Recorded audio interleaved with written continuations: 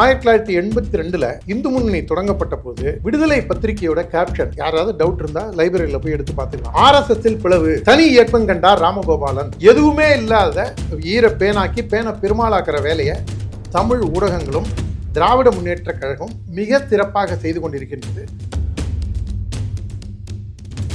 முருகர் மாநாட்டில் பேசும்போது கூட இளஞ்சிங்கம் அண்ணாமலை தமிழ்நாட்டில் இருக்கக்கூடிய அந்த திராவிட மாடல் ஆட்சி அகற்றப்பட்டு சாமி ஆட்சி வரும்னு தான் அவரும் பேசிட்டு போனது. நீங்களும் அந்த மாநாட்டில் இருந்தீங்க, நானும் உங்களை பார்த்தேன். அதனால இதில் கூட்டணிக்குள்ள குழப்பத்தை ஏற்படுத்துறதுக்காக முயற்சி செய்கிறாங்க. அன்வர் ராஜா, இதுக்கு முன்னாடி பேசின செல்லூர் ராஜு, இந்த மாதிரி கொஞ்சம் துடுக்குத்தனமாக பேசுகிறவங்களை கண்ட்ரோல் பண்ணி வைக்க வேண்டிய பொறுப்பு அதிமுக தலைமைக்கு இருக்கு. மாநிலத்தில் திமுகவோட ஆட்சி, திமுகங்கிற ஒரு தீய சக்தி வேரடி மண்ணோடும் அகற்றப்பட வேண்டும் என்ற காரணத்திற்காக அன்வர் ராஜா கருத்தெல்லாம் நம்மளெல்லாம் கடந்து போனோன்னு தான் நம்ம தொண்டர்களுக்கு நான் ஒரு வேண்டுகோளாக வைக்கிறேன். மதுரையில் இந்த அஜித்குமார் அவர்கள் காவல்துறையால் கொல்லப்பட்டது செய்தியெல்லாம் தெரிஞ்சிருக்கும். அதில் என்ன பேஸ் பொருளாக இருக்குதுன்னு பார்த்தீங்கன்னா, அந்த கம்ப்ளைண்ட் கொடுத்த அந்த அம்மா நிக்கிதா அம்மாவுக்கும் பாஜகவின் முன்னாள் மாநில அண்ணாமலை அவர்களுக்கும் ஒரு நெருங்கிய தொடர்பு இருக்க மாதிரி இருக்குது அப்படின்ற ஒரு பேச்சுவார்த்தை போது அது இப்போ பாஜக பிரமுகரை காப்பாற்றுறதுக்காக சேங்கை மாறன், பெரிய கருப்பன், அப்புறம் அந்த மாவட்டத்தில் இருக்கிற திமுகவினர் அவங்கெல்லாம் அலறி அடிச்சுட்டு ஓடி போய் 50 லட்சம் தரேன், கேஸை விட்ரா பண்ணு அப்படின்னு அண்ணாமலைக்காகவும் தமிழக பாஜகவும் தான் அவங்க காரை திமுக கொடி எடுத்துகிட்டு போய் அஜித்குமார் தம்பி வாப்பா தம்பி காரில் ஏறு, அமைச்சர் பெரிய கருப்பன், இந்த புல்லாங்குழல் ஸ்பெஷலிஸ்ட், உங்களுக்கு தெரிஞ்சிருக்கும்னு நினைக்கிறேன். ஒரு 15 வருஷம் முன்னாடி பிரபல வீடியோவில், ஒரு சிறப்பான வீடியோவில் வந்த அண்ணன் பெரிய கருப்பன், அந்த வீடியோவுக்கு சொந்தக்காரர், அவர் சொல்லி அவருடைய ஏற்பாட்டில் இவங்கெல்லாம் போய் பிஜேபிக்காரங்களை காப்பாற்றுறதுக்காக அவங்க போனாங்களா?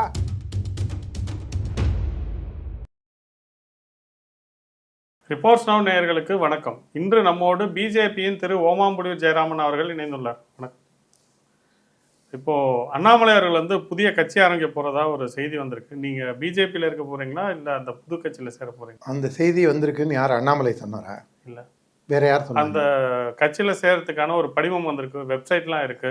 சரி, அந்த வெப்சைட்டுக்கு அதில் ஒரு ஃபோன் நம்பர் கொடுத்துருக்கு. ஃபோன் பண்ணி பார்த்தீங்களா? நீங்கள் முன்னாடி ஃபோன் பண்ணி பாருங்கள். எனக்கு தெரிஞ்ச வரைக்கும் அண்ணாமலைக்கு அதுக்கும் தொடர்பு இல்லை. ஒரு பிரபல ஊடகவியலாளர், தனிப்பட்ட முறையில் நான் அவரை அறிவேன். அவர் 30 ஆண்டுகளுக்கு மேலாக பத்திரிகை துறையில் அவர் தொடர்ந்து இன்வெஸ்டிகேட்டிவ் ஜேர்னலிசத்தில் இருக்கக்கூடிய நபர். அவர் தான் இதை ட்விட்டரில் முதல்ல பதிவு செஞ்சிருந்தார். எனக்கு தனிப்பட்ட முறையில் நான் அவரை அறிஞ்சிருந்தாலும் இந்த மாதிரி கான்ட்ரவர்சியான விஷயத்தை அவர்கிட்ட போய் கேட்டு கிளாரிஃபை பண்ணிக்க வேண்டாம் அப்படிங்கிற காரணத்தினால தனிப்பட்ட முறையில் தெரியுங்கும் போது ஒரு சகோதரனா நல்ல நண்பனாக பேசிக்கலாம். ஆனால் இது கான்ட்ரவர்சியான இந்த விஷயத்தை போய் நீ ஏன் போட்ட, உனக்கு யார் இன்புட் கொடுத்தது அப்படின்னு நான் ஒரு இன்வெஸ்டிகேட் ஜேர்னலிசம் பண்ண போய் அது பிள்ளையார் பிடிக்க குரங்கா போக வேண்டாம் அப்படிங்கிற காரணத்தினால அவரும் அவருடைய தொழிலில் அவர் எஸ்டாப்ளிஷ் பண்ணிக்கணும்னு நினைப்பார்.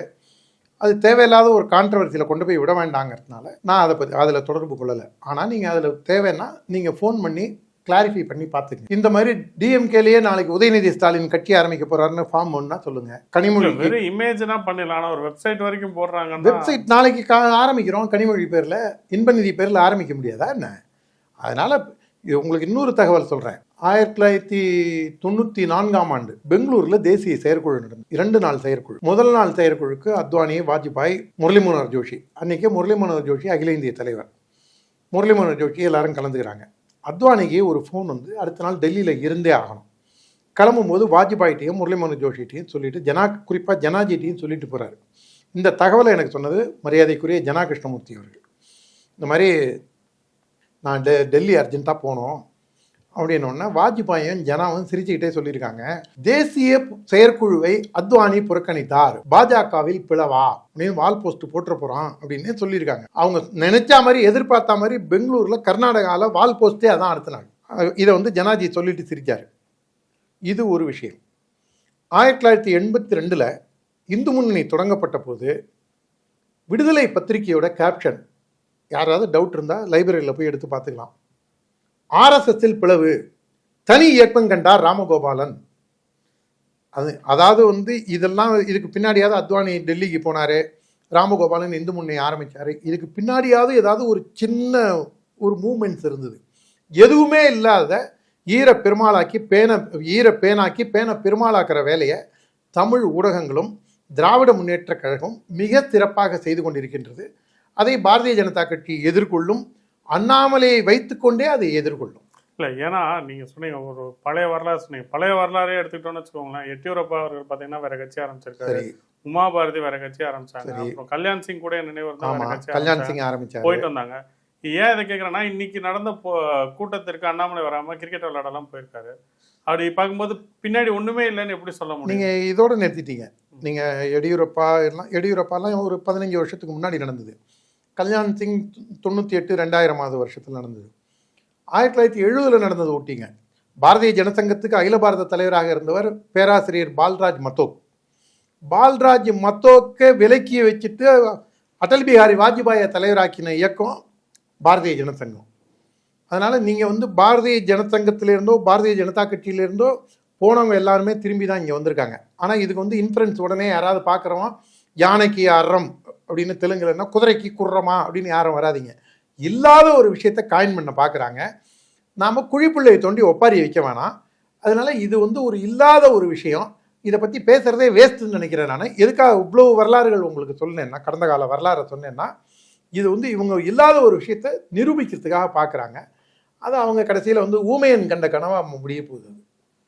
இப்போ ஏடிஎம்கேவுடைய பொதுச் செயலாளர் நினைக்கிறேன் திரு அன்வர்ராஜ் அவர்கள் என்ன அமைப்பு செயலாளர் அவர் பிஜேபி எங்களை வச்சுட்டு தமிழ்நாட்டில் கால் ஊன பார்க்குது, அது நடக்காதுன்னு சொல்லியிருக்காரு. ஏற்கனவே அண்ணாமலைக்கும் ஏடிஎம்கேக்கும் ஒரு பிரச்சனை இருக்கும்போது இதெல்லாம் இன்னும் கூடுதல் வலு சேர்க்காதா? இல்லை, இதை அண்ணன் எடப்பாடியாருடைய கவனத்துக்கு கண்டிப்பாக கொண்டு போயிருப்பாங்க. அவரும் மீடியாவிலேருந்து பார்த்து தெரிஞ்சிட்ருப்பார். பண்ணையார் நல்ல டேர்ம்ஸில் தான் அதிமுக கூட்டணியில் இதில் இருக்காங்க. முருகர் மாநாட்டில் பேசும்போது கூட இளம்சிங்கம் அண்ணாமலை தமிழ்நாட்டில் இருக்கக்கூடிய அந்த திராவிட மாடல் ஆட்சி அகற்றப்பட்டு சாமி ஆட்சி வரும்னு தான் அவரும் பேசிட்டு போனது. நீங்களும் அந்த மாநாட்டில் இருந்தீங்க, நானும் உங்களை பார்த்தேன். அது அதனால் இதில் கூட்டணிக்குள்ளே குழப்பத்தை ஏற்படுத்துறதுக்காக முயற்சி செய்கிறாங்க. அன்வர் ராஜா, இதுக்கு முன்னாடி பேசின செல்லூர் ராஜு, இந்த மாதிரி கொஞ்சம் துடுக்குத்தனமாக பேசுகிறவங்கள கண்ட்ரோல் பண்ணி வைக்க வேண்டிய பொறுப்பு அதிமுக தலைமைக்கு இருக்குது. நான் ஒரு பாரதிய ஜனதா கட்சியில் கடைக்கோடி தொண்டன். என்னால் என்ன பேச முடியுமோ, இந்த கட்சியோட இந்த 11 ஆண்டு கால சாதனை, இந்த கட்சியோட சித்தாந்தம், இதெல்லாம் பற்றி தான் எனக்கு பேசுகிறதுக்கு என்னுடைய வரைமுறை, அந்த பவுண்டரிஸ் அதுக்குள்ளே தான் இருக்குது. நான் கூட்டணி கட்சி தலைவர்களை பற்றி விமர்சிக்கிறதுக்கான அருகதை எனக்கு கிடையாது. இதை பற்றி கருத்து நான் சொல்லவும் கூடாது. இதை கண்டிப்பாக தலைமை இதை கருத்தில் கொண்டு செயல்படும். இது கூட்டணிக்கு கட்டுச்சோத்து பெருச்சாளி மாதிரி இந்த மாதிரி கருத்துக்கள்லாம் போய் நிற்கும். அன்வர் ராஜா பேசினாருன்னு வேற யாராவது பேசுவாங்க. இதே 10 ஆண்டுகளுக்கு முன்னாலே இந்த கேள்வி என்ன கேட்டிருந்தீங்கன்னா, யார் இந்த அன்வர் ராஜா, இவரை பற்றி எனக்கு தெரியாதா, மதவெறி தலைக்கேறி பேசுகிறாரா அப்படின்னு கூட நான் சொல்லியிருந்திருக்க வாய்ப்பு இருக்குது. ஆனால் நான் இப்போ சொல்ல மாட்டேன். ஏன்னா எனக்கு ரெஸ்பான்சிபிலிட்டி அதிகம். நாம் மோடி தலைமையிலான ஆட்சி இன்னொரு 10-15 ஆண்டுகளுக்காக பிஜேபி ஆட்சி மத்தியில் இருக்கணும். மாநிலத்தில் திமுகவோட ஆட்சி, திமுகங்கிற ஒரு தீய சக்தி வேரடி மண்ணோடும் அகற்றப்பட வேண்டும் என்ற காரணத்திற்காக அன்வர் ராஜா கருத்தெல்லாம் நம்மெல்லாம் கடந்து போகணுன்னு தான் நம்ம தொண்டர்களுக்கு நான் ஒரு வேண்டுகோளாக வைக்கிறேன். இது கடைசியில் குட்டி குலைச்சி நாயின் தலையில் வச்சு தானும் ஒரு பழமொழி சொல்லுவாங்க. தாய் ஒரு 4-5 குட்டி போட்டிருக்கோம். இந்த குட்டிங்க சும்மா இல்லாமல் தெருவில் போகிற நாயை வம்புக்கு இழுக்கும் குலைச்சி. அந்த குட்டி நாய் அந்த ரோட்டில் போகிற நாயை குலைக்க ஆரம்பிச்சோன்னா அப்புறம் அம்மா நாய் தான் போய் காப்பாற்ற வேண்டியதாகிடும். அந்த மாதிரி கடைசியில் இதை ஒரு சிறுபிள்ளைத்தனமான ஒரு இதை இவங்கெல்லாம் அதிமுக தவிர்ப்பாங்க. கண்டிப்பாக நான் உறுதியாக நம்புகிறேன். ஏன்னா செல்லூர் ராஜு, கேபி முனுசாமி, சிவி சண்முகம் போன்றவர்கள்லாம், ஜெயக்குமார் போன்றவர்கள்லாம் இந்த கூட்டணியை ஒட்டி கூட்டணியோட இசைவாக தான் போகிறாங்க. அதே லைனை அன்வர் ராஜாவும் டோ பண்ணுவார்னு நான் நம்புகிறேன். இப்போ மதுரையில் இந்த அஜித்குமார் அவர்கள் காவல்துறையால் கொல்லப்பட்டது செய்தியெல்லாம் உங்களுக்கு தெரிஞ்சிருக்கும். ஸோ அதில் என்ன பேசு பொருளாக இருக்குதுன்னு பார்த்தீங்கன்னா, அந்த கம்ப்ளைண்ட் கொடுத்த அந்த அம்மா நிக்கிதா அம்மா இருக்கும் பாஜகவின் முன்னாள் மாநில அண்ணாமலை அவர்களுக்கு ஒரு நெருங்கிய தொடர்பு இருக்க மாதிரி இருக்கு அப்படின்ற ஒரு பேச்சுவார்த்தை போது அதை பற்றி இப்போ பாஜக பிரமுகரை காப்பாற்றுறதுக்காக சேங்கை மாறன், பெரிய கருப்பன், அப்புறம் அந்த மாவட்டத்தில் இருக்கிற திமுகவினர் அவங்கெல்லாம் அலறி அடிச்சுட்டு ஓடி போய் 50 லட்சம் தரேன், கேஸை விட்ரா பண்ணு அப்படின்னு அண்ணாமலைக்காகவும் தமிழக பாஜகவும் தான் அவங்க காரை திமுக கொடி எடுத்துகிட்டு போய் அஜித்குமாரை தம்பி வாப்பா தம்பி காரில் ஏறு. அமைச்சர் பெரிய கருப்பன், இந்த புல்லாங்குழல் ஸ்பெஷலிஸ்ட், உங்களுக்கு தெரிஞ்சிருக்கும்னு நினைக்கிறேன், ஒரு 15 வருஷம் முன்னாடி பிரபல வீடியோவில், ஒரு சிறப்பான வீடியோவில் வந்த அண்ணன் பெரிய கருப்பன், அந்த வீடியோவுக்கு சொந்தக்காரர், அவர் சொல்லி அவருடைய ஏற்பாட்டில் இவங்கெல்லாம் போய் பிஜேபிக்காரங்களை காப்பாற்றுறதுக்காக தான் அவங்க போனாங்களா? அப்போ பிஜேபிக்காரனை காப்பாற்றுறதுக்காக தான் கடைகடையாக போய் மன்னிப்பு கேட்போம்னு ஃபேஸ்புக் பேஜ் ஒன்று இருக்கும். நீங்கள் பார்த்தீங்கன்னா தெரியும். அது எதுக்குன்னா, இப்போ நான் இந்த சப்ஜெக்ட்லேருந்து டிவியேட் ஆகிறதா நினைக்காதீங்க. இந்த சப்ஜெக்டை ஒட்டியே நான் சொல்கிறேன். தமிழக முதல்வர் சாரி சொல்லிட்டார், மன்னிப்பு கேட்டார் அப்படின்னு இந்த திராவிட மாடல் கட்சியில் இருக்கிறவங்களும், அந்த கட்சிக்கு முட்டு கொடுக்கக்கூடிய ஓலா யூபர் வாயர்கள், வைகோ பையன் அவர், அப்புறம் திருமாவளவன் போன்றவர்கள்லாம் அப்படியே புலகாங்கிதம் அடைஞ்சு இவங்களுக்கு திமுக அரியாள் வேலை பார்க்கக்கூடிய ஊடகவியலாளர்லாம் முதல்வரே சாரி சொல்லிட்டார். என்னடா சாரி சொல்லிட்டாரு? இது என்ன முதல் தரையா? அவருக்கு ஒரு ஃபேஸ்புக் பேஜே இருக்குது, கடையாய் போய் மன்னிப்பு கேட்போன்னு. எதுக்குன்னா, பரோட்டா கடையில் சால்னாக்காக பிரச்சனையாகி பாக்ஸிங் போட்டாங்க, உங்களுக்கு ஞாபகம் இருக்கும். பெரம்பலூரில் ஒரு பியூட்டி பார்லரில் உள்ள பூந்து அடித்ததுக்கு இவர் அப்புறம் மன்னிப்பு கேட்டார், அது ஞாபகம் இருக்கும். அப்புறம் ஒரு பஜ்ஜி கடையில் போய் பிரச்சனையாகி அதுக்கு மன்னிப்பு கேட்டார், ஞாபகம் இருக்கும். இந்த மாதிரி பல கடைகளுக்கு அவர் போய் மன்னிப்பு கேட்டுகிட்டே இருந்தார், அவர் எதிர்க்கட்சி தலைவராக இருக்கும்போது. அதனால ஃபேஸ்புக் பேஜே ரொம்ப வருஷமாக இருக்குது, கடையாய் போய் மன்னிப்பு கேட்பவன் அப்படின்னு. அப்போ மு.க. ஸ்டாலின் மன்னிப்பு கேட்டது தமிழக பிஜேபியுடைய அண்ணாமலையும், அண்ணாமலைக்கு இசைவா செயல்பட்டவங்களையும் காப்பாற்றுறதுக்காகவா? இல்லை, அப்படி நான் சொல்ல வரல. அவங்க ஏன் மன்னிப்பு கேட்டாங்கன்னா, ஏன்னா காவல்துறை அவருடைய நேர் கட்டுப்பாட்டில் இருக்குது. தப்பு நடக்கும்போது அதுக்கு மன்னிப்பு கேட்டிருக்காரு. சரி, பட் அதை இன்னும் உள்ள ஆலோசித்து பார்க்கும்போது பிஜேபிக்கு அதில் ஒரு சம்பந்தம் இருக்குமோ அப்படின்ற ஒரு கேள்வி வருது. அதாவதுங்க, இது ஆஃப் த கேமரா நான் வேற உதாரணம் சொல்ல முடியும். ஆன் த கேமரா ரொம்ப நாகரிகமாக சொல்லணும்னு ஆசைப்பட்றேன், அதுக்கு தான் வார்த்தைகளை தேடுறேன். நாளைக்கு தமிழ்நாட்டில் ஜனத்தொகை அதிகமாச்சுன்னா கூட பிஜேபி தான் காரணம்னு இவங்கெல்லாம் சொல்லுவாங்கன்னு நினைக்கிறேன். அதனால் இவங்க போகிற போக்கில் இவங்க ஏதோ சொல்லிட்டு போகிறாங்க. இது ஒரு முக்கியமான விஷயமே கிடையாது. இதை இந்த சப்ஜெக்டை டைவர்ட் பண்ணுறதுக்காக பார்க்குறாங்க. அவங்க பாருங்கள், டைவர்ஷனுக்காக எவ்வளோ ட்ரை பண்ணுறாங்கன்னு பாருங்கள். டேவிட்சன் தேவ ஆசீர்வாதம்னு ஏடிஜிபி லா அண்ட் ஆர்டர் இருக்கார். அவர் நீங்கள் யாராவது கம்ப்ளைண்ட் கொடுத்தா சிஎஸ்ஆர் பண்ணணும், நீங்கள் அவங்கள விசாரிக்கிறது மனித உரிமையை மீறாமல் விசாரிக்கணும். இதெல்லாம் சட்டத்துக்கு உட்பட்டு ஏற்கனவே இருக்கிறது, புதுசாக ஒன்றும் சொல்ல. அதில் கடைசியாக விஷமத்தனமாக ஒரு விஷயத்தை கொண்டு புகுத்துறாரு. வரக்கூடிய விநாயகர் சதுர்த்தியில் விநாயகர்கள் எண்ணிக்கையை யாரும் அதிகப்படுத்தக்கூடாது. இங்கே இந்த அஜித்குமார் கேஸுக்கும் விநாயகர் சதுர்த்திக்கும் என்னங்க சம்பந்தம்? இவங்களுடைய நோக்கமே என்னன்னா, இன்னைக்கு ரொம்ப ஹார்ஷாக பிஜேபி போட்டு வெளுக்குது. சோஷியல் மீடியாவில் இருக்கட்டும், இல்லை ப்ராக்டிக்கலாக ராஜா அண்ணன் ராஜா தலைமையில் சிவகங்கையில் ஆர்ப்பாட்டமே நடந்தது. அதிமுக அவங்க பிஜேபி ஒருங்கிணைந்து ஒரு ஆர்ப்பாட்டத்தை முன்னெடுத்தது. இது அரசியல் செய்யலாமா? அரசியல் தான் செய்யணும், எல்லாமே அரசியல் தாங்க. இப்போ நாம் பேட்டி கொடுக்குறதும் அரசியல் தான், இந்த யூடியூப் சேனலும் அரசியல் தான், எல்லாமே அரசியல் தான். அரசியல் இல்லாமல் ஒரு சின்ன மூமெண்ட்டு கூட கிடையாது. அப்படி இருக்கும்போது இவர் எப்படிலாம் பொங்கினார் அந்த தூத்துக்குடி விஷயத்துக்கு? அண்ணன் ராஜா கேட்டதை நான் நினைவூட்ட விரும்புகிறேன். அவங்க 2 பேரும் கிறிஸ்டியன்கிறதுனால முதல்வர் அங்கே போனாரா? இவர் அஜித்குமார் ஹிந்துங்கிறதுனால, அதுவும் கோவிலில் வேலை செஞ்ச காவலாளிங்கிறதுனால போலையா? உதாசீனப்படுத்துறாரா? நவீன தீண்டாமையை தமிழக முதல்வர் கை கொள்றாரா? இதுக்கு தமிழக முதல்வர்கிட்ட இன்னி வரைக்கும் பதில் இல்லை. எல்லாத்தையும் தாண்டி அல்லலியா பாபுக்கு எனக்கு ஒரு கேள்வி நான் வைக்கிறேன். எல்லாத்துக்கும் நாங்கள் அப்படி பண்ணிட்டோம், இப்படி பண்ணிட்டோம், மானத்தை வில்லா வளைச்சிட்டோம், மணலை கயிறா திரிச்சிட்டோம் அப்படின்லாம் சொல்கிறாருல அல்லலியா பாபு. அந்த கோவில் சிசிடிவி கேமரா வேலை செய்யலையே. இந்த சம்பவம் நடந்த அடுத்த நாள் ஒரு ஆட்டோ அங்கேருந்து காணாமல் போகுது. அந்த சிசிடிவி கேமராவில் போய் பார்த்தா அவங்கள்ட்ட ஃபுட்டேஜே இல்லை. கோவிலுக்கு பின்னாடி இருக்கக்கூடிய பசுமரத்தில் கோசாலையில் வச்சு தான் அடிக்கிறாங்க. இவர் என்ன நடவடிக்கை எடுத்தார்? எல்லாத்தையும் தாண்டி அந்த நிகிதா சொன்ன அந்த 10 சவரன் நகை எங்க? யார் விசாரிச்சாங்க? அடிப்படையான பல கேள்விகள். நீங்கள் பாருங்கள், இப்போ நிகிதா யார்கிட்டயோ பேசுகிறாங்க. அந்த யாரோ டேவிட்சன் தேவாசீர்வாதத்தை கூப்பிட்டு சொல்கிறாங்க. இல்லை நிகிதாவை கூட டேவிட்சன் தேவாசீர்வாதத்தை பேசியிருக்கலாம். டேவிட்சன் தேவாசீர்வாதம் அந்த இவர்கிட்டையோ, அந்த தென்மண்டல ஐஜிட்டையோ, இல்லைன்னா எஸ்பிடியோ கூட பேசலை. அவர் நேராக டிஎஸ்பிகிட்ட பேசுகிறாரு. இந்த 6 பேரை கைது செஞ்ச தமிழக அரசு ஏன் டிஎஸ்பியை இன்னி வரைக்கும் கைது செய்யலை? அந்த மகளிர் போராடினாங்கள்ல, போலீஸ்காரங்க வீட்டு தாய்மார்கள்லாம் போராடினாங்கல்ல, நியாயங்கிறேன். அவங்க போராடினதில் இருக்கக்கூடிய நியாயத்தை இது வரைக்கும் யாரும் புதுவெளியில் பேசலை. அந்த தாய்மார்கள் போராடும் போது என்ன சொன்னாங்க? அவங்கெல்லாம் கருவிங்க. இப்போ நான் உங்களை கல்லால் அடிக்கிறேன், என்ன திட்டுவீங்களா அந்த கல்லை திட்டுவீங்களா?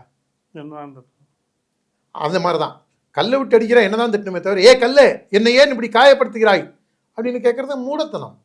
அந்த 6 பேரை கைது செய்யறதுக்கு முன்னாடி அந்த டிஎஸ்பியை கைது செஞ்சுருக்கணும். இன்னி வரைக்கும் டிஎஸ்பியை கைது செய்யலை. அந்த 10 சவரன் நகை எங்கே? யார் இவ்வளோ தூரம் இன்ஃப்ளூயன்ஸ் பண்ணது யார்? நீங்கள் போய் காவல் நிலையத்தில் ஒரு கம்ப்ளைண்ட் கொடுங்க. இவ்வளோ விழுந்து அடித்து அப்படியே பாய்ந்து ஓடி போய் அவ்வளோ நல்லவங்களா தமிழ்நாடு போலீஸு?